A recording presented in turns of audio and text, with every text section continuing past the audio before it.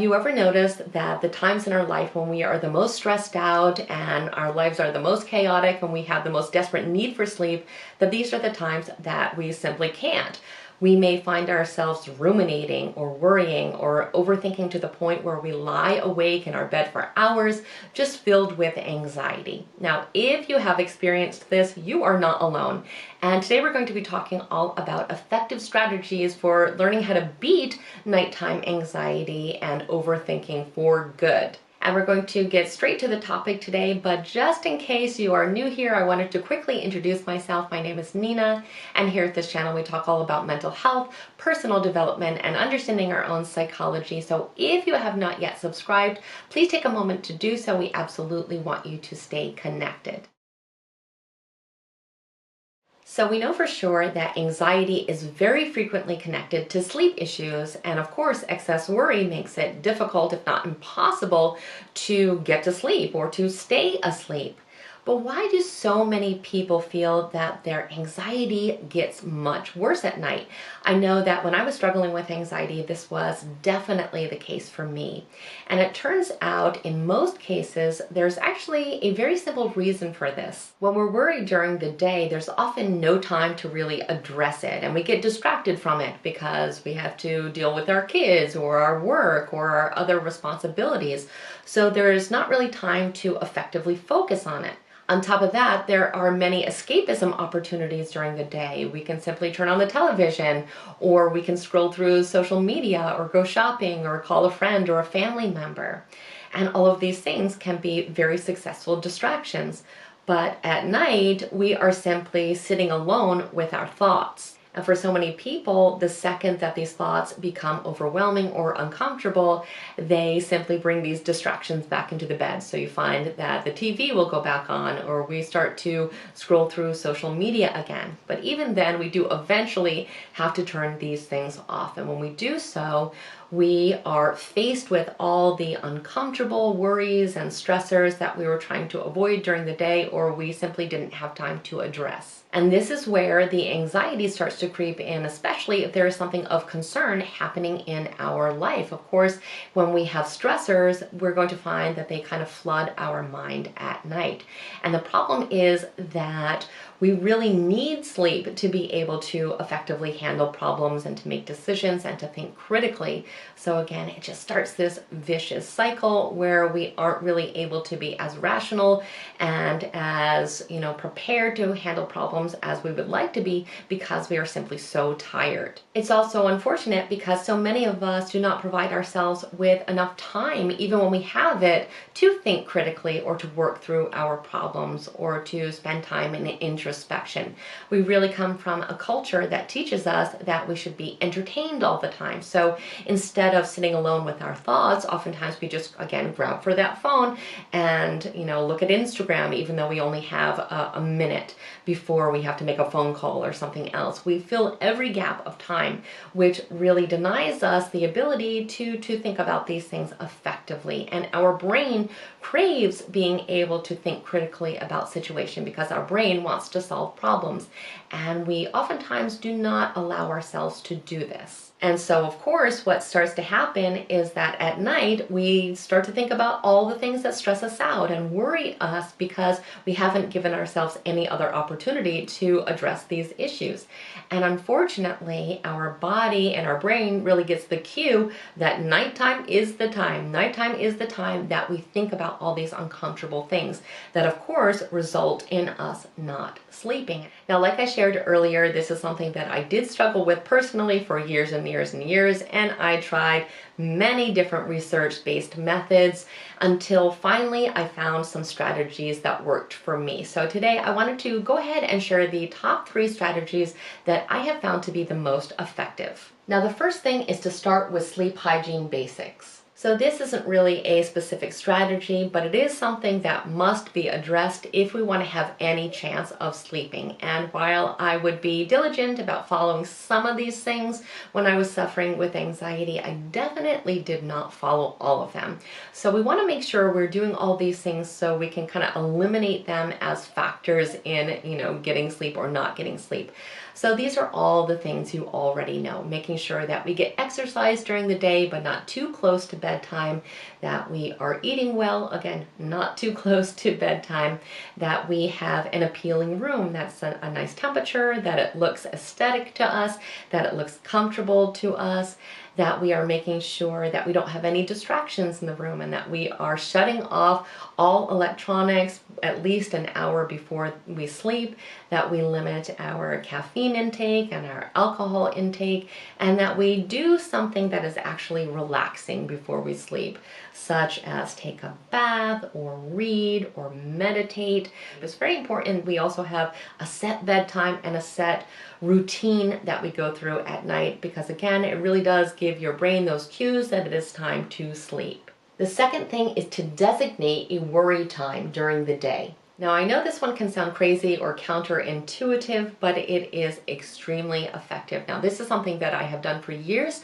I personally do this in the form of journaling, and I like to do it at least an hour or two before I sleep. Now, this simple practice has absolutely transformed my ability to sleep, because if we are not allowing ourselves to worry and to express these negative emotions and to try to work through problems, our brain is going to constantly be poking us at night and knocking on the door, telling us, we have all these things that are of great concern to us, yet we are ignoring them. It wants to work through them. It wants to solve these problems. So using a technique that I call a brain dump can be extremely helpful in this worry time, because what we're effectively doing is downloading all of these things from our brain and putting them on the page. So we are dealing with them because we're working through them and we're thinking about them, but we're also getting them out of us. We are putting them in a separate place.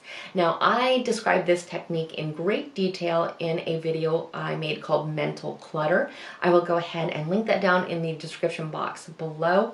If you have not seen it yet, please go ahead and watch that video after this one, because again, it's going to in great detail walk you through this process, and it is highly, highly effective. Really, the more that we can pour out onto the page, the better off we are. So we want to make sure that we spend enough time worrying about these things, if we call it worry time, but really just writing out all our concerns and asking ourselves, why is this a concern?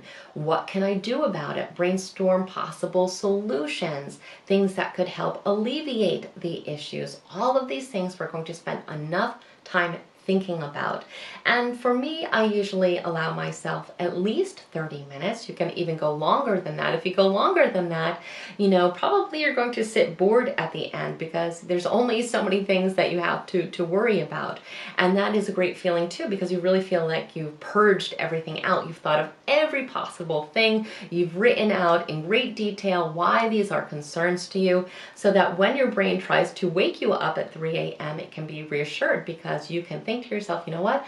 I've written all of this down. If I feel the need, I can wake up in the morning if I want to and go through these notes and address these issues. But my brain is clear. I've let all of these things out. So there's really no need to worry about them now. There's no need to ruminate over them, because we've got it down. We understand that these things are issues for us, and the next phase is simply going to be resolving the issues. We have to understand that it is truly an act of self-love and self-compassion to be able to give ourselves this time. So often as adults, we don't give ourselves time to fulfill all our needs. And this really is a need. We have to be able to work through problems. So just kind of putting our hands on our heart and asking ourselves, is this everything? Have we expressed all we need to express? Do we need more time? What do we need? And just really being there for ourselves during this process truly is that act of self-love, and it's very, very necessary.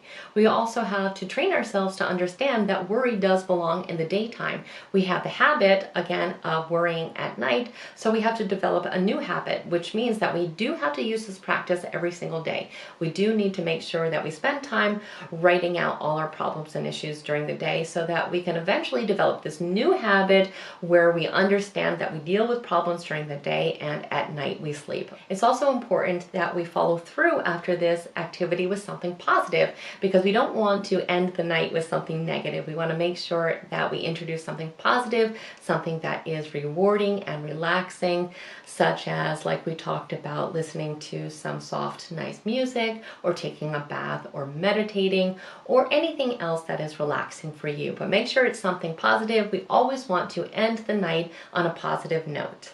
And the last thing we can do is to bring ourselves back to the present moment.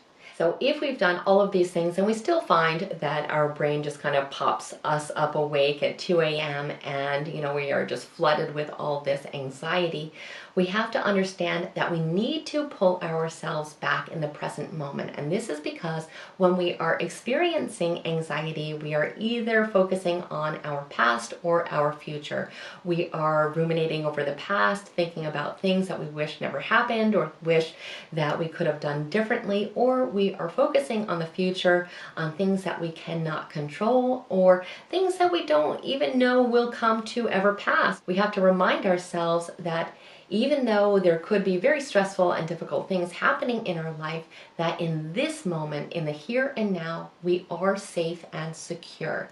And our life can become a series of living in these moments in the present, because this is the time that we have. And if we can learn to push away those thoughts of the past and future, we're going to incur much less suffering, because truly suffering comes from focusing on these events that have happened in the past or about worrying about events to come in the future. And that's why learning this practice of mindfulness can be so helpful and effective. And this is something else that I have a full video about. I will also go ahead and link it down in the description box below if you want that resource. But there are really 3 techniques in mindfulness that I have found to be most effective at night. Now, the first one is called a body scan. It's very, very simple. All we need to do is to lay down with our eyes closed and our palms up. And we are going to simply bring awareness to all our body parts from the tip of our toes to the top of our head. So we're going to think about how our foot feels and how our calves feel, and we're going to work our way up. And we're going to see if there's any tension there, and if so, we want to make sure that we are releasing that tension as we work our way up. But this is a great technique because it helps to distract us away from our thoughts, and it also tends to make us very, very sleepy. So this is called a body scan. This is something that I also do every single night. Another technique that we can do is to be mindful of our breaths, to bring our awareness and our focus to our breathing and focus on taking nice, deep, slow breaths and really, again, distracting ourselves away from our thoughts and just focusing on that nice, calming breath, which again also tends to relax us very quickly. And the third technique is to bring awareness to our senses so we can pull ourselves effectively into the here and now by focusing on what is going on around us. Now, hopefully we are in the dark, so we probably can't see too much, but I tend to focus on my ears. I tend to ask myself, what am I hearing? So we can think about, is the air conditioning on? Is the wind blowing against the window? Or if there's someone else in your house, can you hear them snoring? And think about all the things that we can hear. But we can go through all of our senses and again just bring ourselves into the here and now by thinking about what we are actually truly experiencing in this moment. Now, any and all of these techniques are very effective for distracting our brain away from worrying and to help us to get to sleep.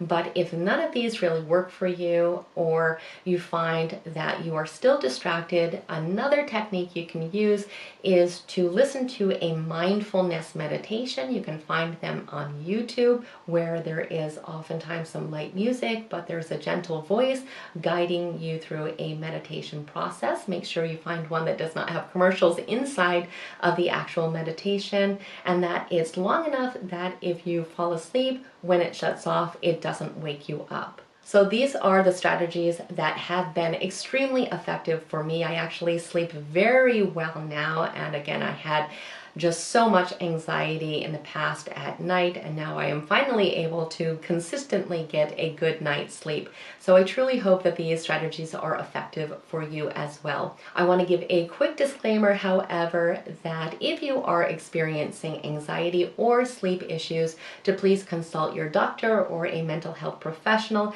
as this video is for educational purposes only and is simply sharing what I have found personally to be effective. Also, I would love to hear your thoughts. Has anxiety been something that you have struggled with in the past, or is something that you are struggling with now? If so, do you find that it is more severe at night and that worry and rumination do tend to keep you up? If so, please let me know what you have found to be helpful strategies for you, or if you think that these strategies will be some that you try to implement as soon as possible. That being said, I truly hope you found today's video to be helpful and interesting. If you did, please like it, share it, and definitely become a subscriber. We absolutely want you to stay connected, and I hope the rest of your day is extraordinary.